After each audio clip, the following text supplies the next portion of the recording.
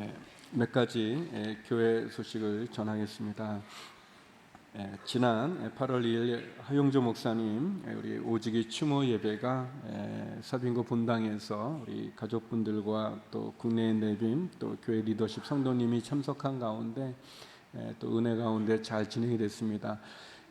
오직이 추모 예배를 섬겨주셨던 모든 분들에게도 감사드리고 또 계속해서 하 목사님이 또 시작하셨던 귀한 비전이 이루어 나갈 수 있는 저희 모두가 되기를 바랍니다. 오늘의 교회와 또 두란노 바이블 칼리지가 공동 주최하는 21세기 순례자의 신앙 영성 메시지 집회가 다음 달 9월 2일에 서빙고 오늘의 본당에서 진행이 됩니다. 관심 있는 분들의 또 참석을 바랍니다. 다음 주일은 비전헌금 주일이고요. 우리 8월 비전헌금은 우리 천종호 판사 사단법인이 만사 소년을 위해서 사용하도록 하겠습니다. 기억해 주시기 바랍니다. 2016년 한민족 디아스포라 세계 선교대회가 8월 13일부터 14일까지 이틀 동안 세종대학교 대양홀에서 열립니다. 성도님들의 많은 또 관심과 또 참여를 부탁드립니다. 우리 담임 목사님께서는 오늘 감 온누리교회 우리 김영철 목사님께서 신임을 받으셔서 위임하시게 되는데 감 온누리교회 위임 예배를 진행하시기 위해서 인도하기 위해서 출타 중에 계십니다. 목사님 계속되어지는 해외 출장 가운데 우리 성도 여러분들 건강하시도록 또 잘 맡겨진 부분들 하실 수 있도록 기도해 주시면 감사하겠습니다. 기도하겠습니다. 거룩하신 하나님, 주의 성찬에 참여하며 하나님 우리에게 베푸신 큰 은혜를 감사드립니다.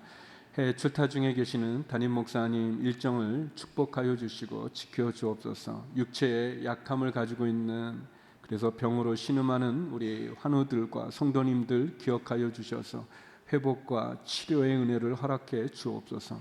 이 시간 주의 말씀 듣기를 원합니다. 하나님 말씀하여 주시옵소서. 예수님 이름으로 기도드립니다. 아멘. 이번 주와 다음 주 두 번에 걸쳐서 룻기의 말씀을 통해서 설교를 하려고 합니다. 룻기는 문학적으로도 아주 손색이 없는 그런 책입니다. 또한 깊은 영적인 의미를 우리들에게 보여주고 있습니다. 룻기는 남편을 잃고 파산했던 모압 여인 룻이 어떻게 하나님의 은혜 가운데 보아스를 만나서 안식을 얻고 또 메시아 족보에 들어오게 되어지는지를 보여주고 있습니다. 또 어떤 분들은 좀 오해를 할 수도 있는데 룻기는 어떤 룻이라는 이방 여인과 보아스라는 사람이 어떤 로맨스 같은 그런 책이 아닌가, 또는 어떤 다윗 왕조의 정통성을 옹호하기 위한 어떤 정치적인 목적으로 기록한 책이 아닌가라고 생각하지만 룻기는 그렇지는 않습니다. 룻기는 이방 여인이었던 룻이 파산하고 실패했지만 오직 하나님의 은혜로 보아스라는 구원자를 만나 다윗의 조상이 되는 하나님의 계획을 우리에게 보여주고 있습니다. 보아스로 대비되어지는 예수 그리스도를 통해서 우리를 구원하시는 하나님의 은혜를 우리는 볼 수 있습니다. 룻기의 배경은 자기 소견에 옳은 대로 행했던 사사시대의 배경을 가지고 있습니다. 베들레헴에 거주했던 나옴이라는 그러한 여인의 가족이 있었습니다. 두 아들과 또 엘리멜렉이라는 남편과 함께 베들레헴에 임한 가뭄을 피해 흉년을 피해서 그들은 모압이라고 하는 다른 나라로 이민을 가게 됩니다. 거기서 10년이라는 시간이 지나서 보니까 나오미의 남편이었던 엘리멜렉도 죽고 그리고 두 아들이었던 말론과 기론도 죽고 단지 남아있는 것은 모압의 며느리인 오르바와 룻만 시어머니와 함께 남게 되었습니다. 그리고 들려지기를 베들레헴에 하나님께서 큰 은혜를 주셨다라는 소문을 듣게 된 나오미는 이제 고향으로 돌아가게 되고 그리고 그의 이방 며느리였던 두 사람도 그들의 고향으로 돌아가게 합니다. 그렇지만 끝까지 나오미를 따라온 룻과 나오미는 고향으로 돌아오게 되는 그런 내용입니다. 오늘 본문은 베들레헴에 돌아왔던 나오미와 룻이 어떻게 보아스를 만나게 되는가에 대한 그런 본문을 다루고 있습니다. 저는 본문을 통해서 세 가지를 여러분과 나누고 싶습니다. 먼저 첫 번째는 믿음은 은혜를 붙잡는 것입니다. 믿음은 은혜를 선택하고 은혜를 붙잡는 것입니다. 우리 1절, 2절 말씀을 다시 한번 읽어보겠습니다. 시작. 나오미에게는 남편 쪽 친척으로 엘리멜렉 가문 가운데 큰 부자가 하나 있었는데 그 이름은 보아스였습니다. 모압 여자 룻이 나오미에게 말했습니다. 밭에 갔다 오겠습니다. 누군가 제게 다 해주는 사람을 만나면 그 사람을 따라가 이삭을 주어 오겠습니다. 그러자 나오미가 그녀에게 말했습니다. 내 딸아 잘 갔다 오너라. 보통 내가 할 수 있는 일을 해서 얻게 되어지는 것은 합당한 보상이라고 말할 수 있습니다. 그건 당연한 결과이겠죠. 그러나 내가 할 수 없는 일을 내가 얻게 된다면 그것은 은혜라고 말할 수 있습니다. 은혜라는 것은 전적으로 되갚을 능력이 없는 사람에게 또 줘야 되는 의무가 없는 사람이 베풀어 주는 것이죠. 은혜는 하나님의 호의라고 말할 수 있습니다. 1절에 보니까 나오미에게는 보아스라는 큰 부자 한 명이 있었다고 얘기합니다. 성도 여러분, 하나의 문이 닫히면 다른 쪽 문을 하나님께서는 열어 주십니다.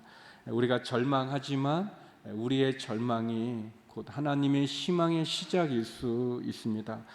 보아스라는 이름은 힘 있는 자, 능력 있는 자, 그에게 힘이 있다라는 그런 뜻이 있습니다. 고통과 가난과 또 상처 속에 있는 나오미와 또 룻을 구원하기 위해서 하나님이 예비한 인물이라고 말할 수 있습니다. 어쩌면 나오미나 룻과 같이 좌절하고 실망하고 그리고 가난하고 그리고 어디 기댈 데 없는 그 여인을 위해서 하나님께서 보아스를 예비해 주신 것처럼 힘들고 어렵고 또 지쳐진 우리를 위해서 주님께서 하나님께서 예수님을 통해서 예비해 주신 것과 같다고 말할 수 있습니다. 2절에 보니까 이 룻이 시어머니인 나오미에게 이제 보리 추수가 시작되는 때인데 추수하는 밭에 나가서 그 추수하다 보면 떨어진 그 이삭을 줍겠다고 얘기합니다. 율법에 따르면 추수 때 떨어진 나락은 줍지 않게 되어 있습니다. 그 이삭을 가난한 사람들, 외국 사람들, 고아나 과부들을 위해서 남겨두는 법이 있었습니다. 레위기 23장 22절 말씀인데 같이 한번 읽어보겠습니다. 시작. 너희가 너희 땅에 수확물을 거둘 때 너희 밭에 가장자리까지 거두거나 수확한 후에 남겨진 이삭을 거두려고 밭으로 들어가지 마라. 너희는 그것을 가난한 사람들이나 외국 사람들을 위해 남겨두라. 나는 너희 하나님 여호와다. 하나님은 고아와 과부들 또 외국 사람들 나그네 또 가난한 사람들을 위해서 추수할 때 밭에 떨어진 이삭은 그냥 두라고 말씀하셨습니다. 가난한 사람들을 위한 하나님의 배려라고 말할 수 있습니다. 하나님에게 나아오면 하나님 우리를 위해서 살 길을 열어 놓으셨습니다. 이 이방 여인이었던 룻은 그 이삭 줍는 그 일을 부끄러워하지 않았습니다. 룻은 아무것도 없었지만 그러나 그녀는 밭에 나갔고 거기서 양식을 얻을 수 있습니다. 하나님의 법의 수혜자가 됐고 하나님의 은혜로 그가 살 길을 얻게 되었습니다. 성도 여러분, 믿음은 은혜를 붙잡는 것입니다. 내 힘과 내 노력으로 해결되어지지 않는 상황에 놓일 때 마치 나오미와 룻이 빈손으로 고향에 돌아왔지만 그가 그 은혜를 구하기 위해서 밭으로 나갔던 것처럼 믿음은 은혜를 붙잡는 것입니다. 나오미의 가족은 모압으로 이민을 갈 때는 모든 것을 다 할 것 같았고 그리고 더 좋은 곳을 찾아서 갔습니다. 그렇지만 10년이 지나서 보니까 나오미에게는 남아있는 것이 없었습니다.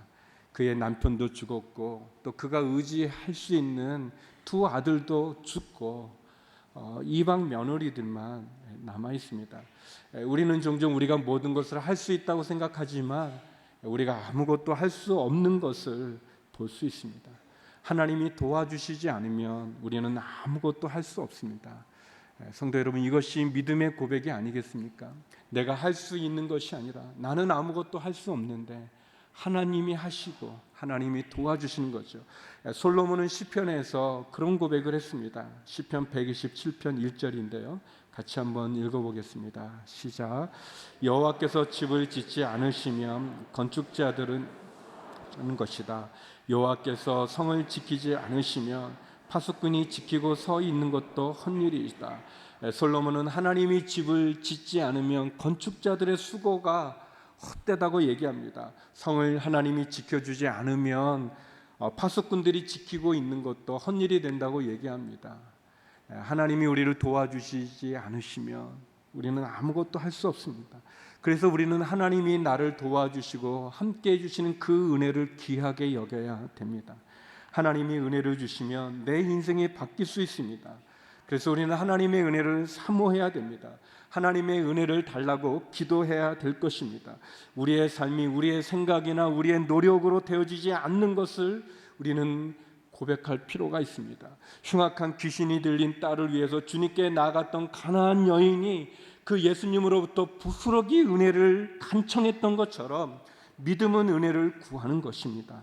사랑하는 성도 여러분, 하나님의 은혜를 구하십시오.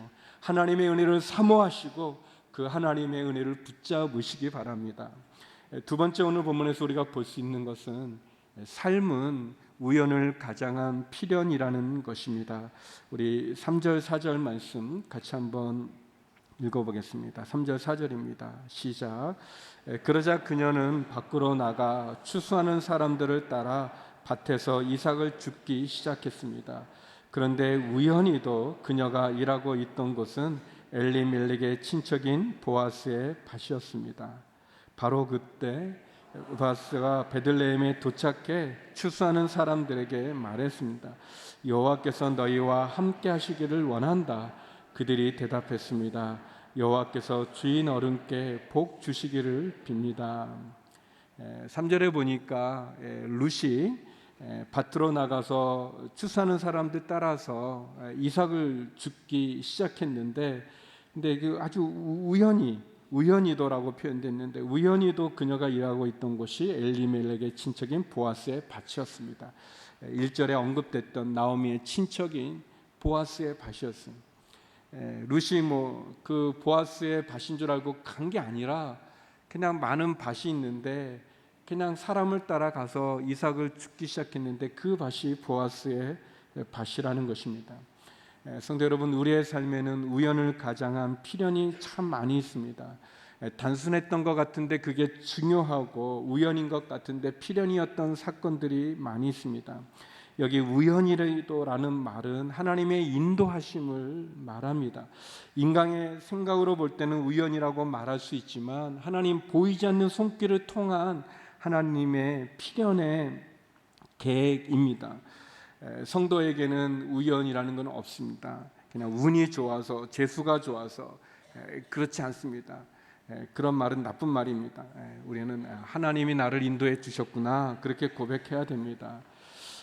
보이지 않고 또 지금은 우리가 깨닫지 못하지만 그러나 하나님 우리의 삶에 개입하셔서 우리를 도와주시는 것입니다. 하나님은 우리를 포기하거나 그리고 우리를 잊어버리지 않습니다. 여기 4절에 보니까 또 바로 그때 또 보아스가 마침 또 바로 그때 또 이 베들레헴에서 이 추수하는 밭으로 또 나왔습니다.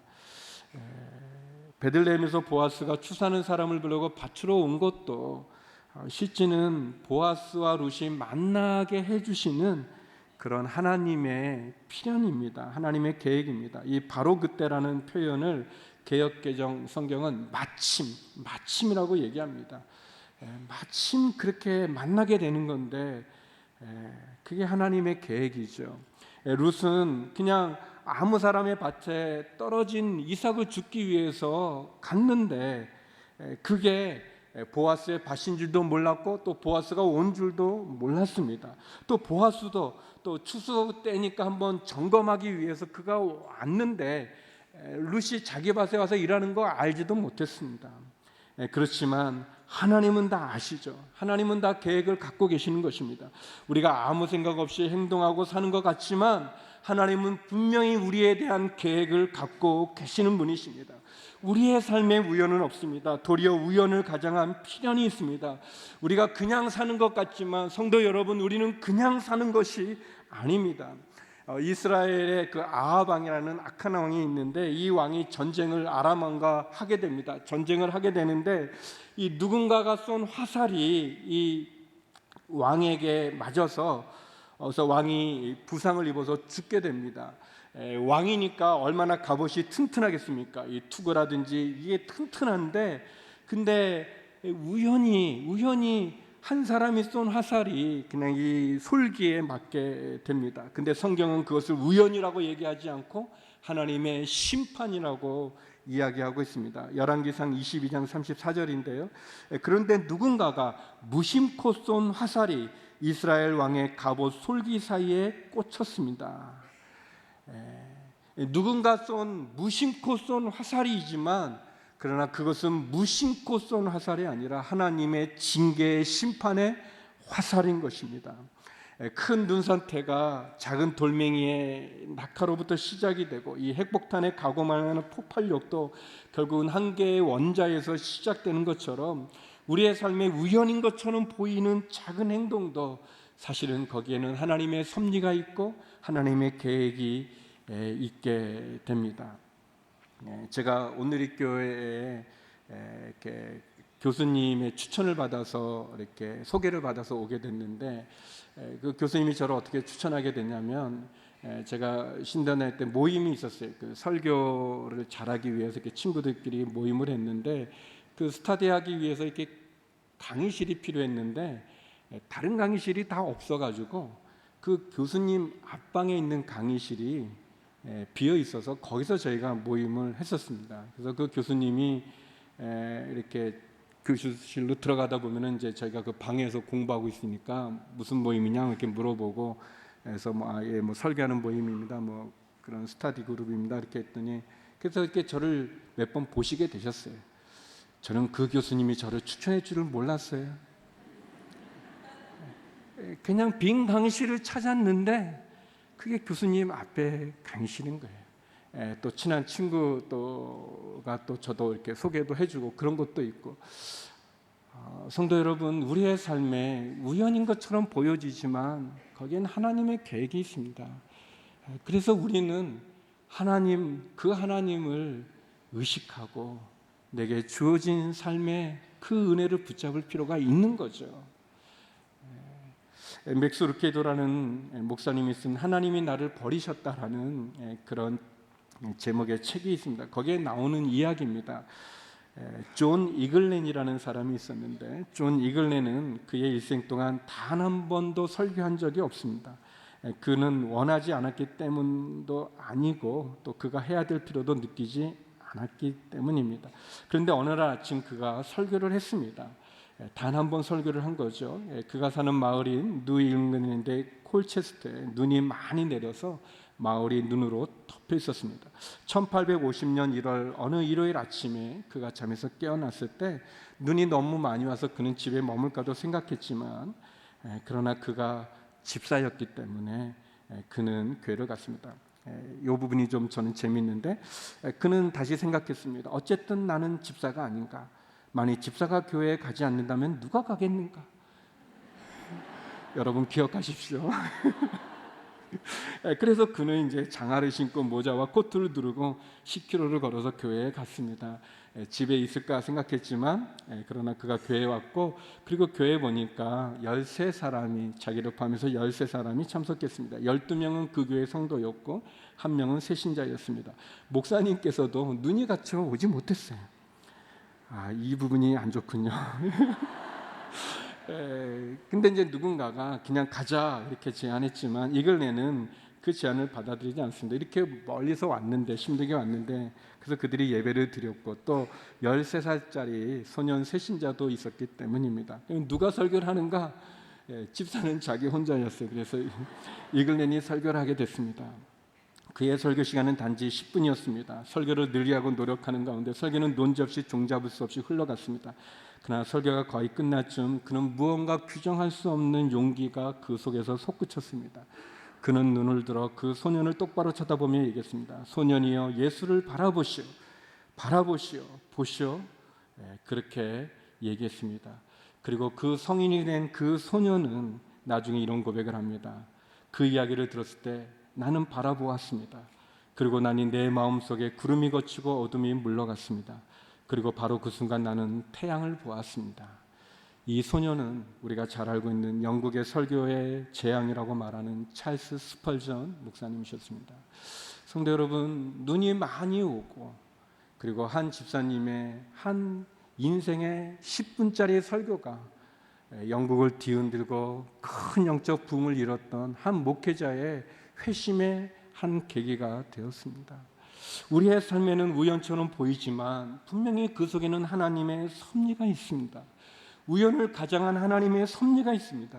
그 섭리를 우리가 깨닫게 될 때, 그 은혜를 우리가 깨닫게 될 때 우리는 하나님이 나를 버리시지 않고 나를 포기하지 않으신 그 은혜 속에 우리는 새 힘을 가질 수가 있습니다. 그 하나님의 사랑을 만날 수가 있습니다. 성도 여러분, 하나님은 신실하신 분이십니다. 하나님은 실수하지 않으신 분임을 기억하시기 바랍니다. 마지막 세 번째는 은혜는 최선을 다할 때 소유할 수 있다는 것입니다. 최선을 다할 때 소유할 수 있습니다. 우리 5절에서 7절 말씀 같이 한번 보겠습니다. 시작. 보아스가 추수하는 사람들의 감독에게 물었습니다. 저 젊은 여자는 누구요? 추수하는 사람들의 감독이 대답했습니다. 나오미와 함께 모압에서 나온 그 모압 여자입니다. 그녀가 추수하는 사람들을 따라가며 이삭을 죽게 해달라고 말했습니다.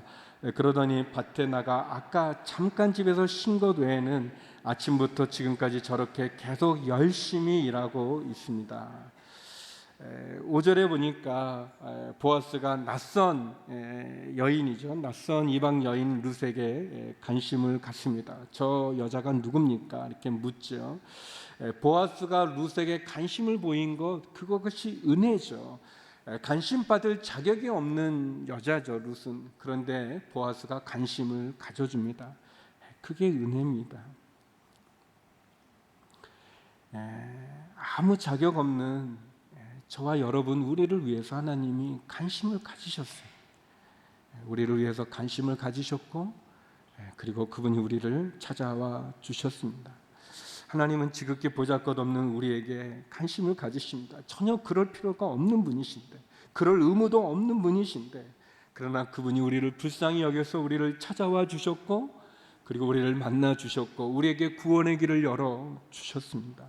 예수님을 이 땅 가운데 보는 십자가에 죽게 하심으로 우리를 향한 하나님의 사랑을 증명해 보이셨고, 그리고 구원의 길을 열어 주셨습니다.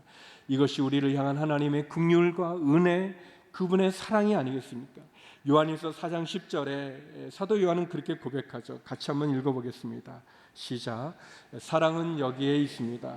곧 우리가 하나님을 사랑한 것이 아니라 하나님께서 우리를 사랑하셔서 우리 죄를 위해 그분의 아들을 화목제물로 보내주셨습니다. 6절과 7절에 보면 최선은 룻으로 하여금 다음 문을 열게 하는 그런 기회를 갖게 합니다. 룻은 보아스가 온 것도 몰랐습니다. 그게 보아스의 밭인지도 몰랐습니다. 또 그가 자기에게 관심을 갖고 있다는 것도 몰랐습니다. 단지 그는 시어머니를 위해서, 가난한 자기와 시어머니를 위해서 열심히 이삭을 주었습니다. 잠깐 쉬는 것 외에 계속 열심히 일하고 있었습니다. 최선을 그는 다했습니다. 하나님은 최선을 다하는 사람에게 은혜를 베풀어 주십니다. 하나님이 베푸는 은혜는 신분이나 배경을 따지지 않습니다. 다만 자신의 선 자리에서 최선을 다하는 사람에게 하나님 은혜를 베풀어 주십니다. 은혜는 최선을 다할 때 나의 것으로 소유할 수 있습니다. 하나님의 은혜는 결코 값싼 은혜가 아닙니다. 하나님의 은혜는 소중하고 중요합니다. 그래서 우리는 최선을 다해서 노력을 해야 됩니다. 포기하지 마십시오. 절망하지도 마십시오. 하나님이 포기하지 않았다면 우리에게는 기회가 있습니다. 하나님은 우리를 포기하거나 우리에게 절망을 주신 적이 없습니다. 우리는 잃어버린 것, 떠나버린 것 때문에 괴로워하는 것이 아니라 아직도 나에게 남아있는 것, 내가 할 수 있는 그 일에 우리는 최선을 다하는 것이 중요합니다. 우리가 작은 일에 충성을 다할 때, 맡겨진 그 일에 내가 최선을 다할 때 하나님께서는 그 우연처럼 보여지는 그 일이지만 그것을 필연으로 섭리로 우리에게 은혜를 베풀어 주시는 분이십니다. 룻의 신실함, 이 여인의 성실함, 그리고 이 여인의 최선을 다하는 모습은 또 다른 기회와 축복을 여는 그런 통로가 되었습니다. 성도 여러분, 최선을 다하고 포기하지 않으면 하나님은 우리들에게 은혜를 베풀어 주십니다. 우리가 최선을 다하는 것, 그것이 중요하죠. 우리의 삶에 우연이 없습니다. 하나님의 신실함을 바라보고 그분이 내게 주시는 은혜를 붙잡는 저와 여러분이 되기를 주의 이름으로 축원합니다. 나의 삶을 원망과 좌절과 낙심으로 보내지 마십시오. 다시 일어나서 다시 시작합시다. 우리의 삶은 우연을 가장한 필연 속에 있습니다. 하나님의 섭리 가운데 있습니다. 나의 사정과 나의 상황을 하나님의 섭리와 인도하심에 맡기고, 그리고 잃어버리고 없어진 것에 마음을 빼앗기지 말고 남아있는 것, 내가 할 수 있는 것, 내가 해야 되는 일부터 시작해서 또 다른 기회의 문을 열기를 원합니다. 하나님은 한쪽 문이 닫히면 한쪽 문을 열어주시는 분이십니다. 하나님이 예비하신 그 하나님의 은혜를 붙잡고 다시 한번 이 한 주간도 우리가 최선을 다해서 성실하게 충성되게, 그리고 하나님 나를 찾아오시는 그 은혜를 붙잡고 승리하는 저와 여러분이 되기를 축원합니다. 기도하시겠습니다. 거룩하신 하나님, 우리에게 베풀어 주시는 그 은혜를 붙잡고, 나를 찾아와 나를 구원하여 주신 그 은혜를 붙잡고, 나의 사정과 형편을 아시는 그 하나님의 은혜를 붙잡고 승리하며 살아가는 저희 모두가 되게 하여 주시옵소서. 예수님 이름으로 기도드립니다. 아멘.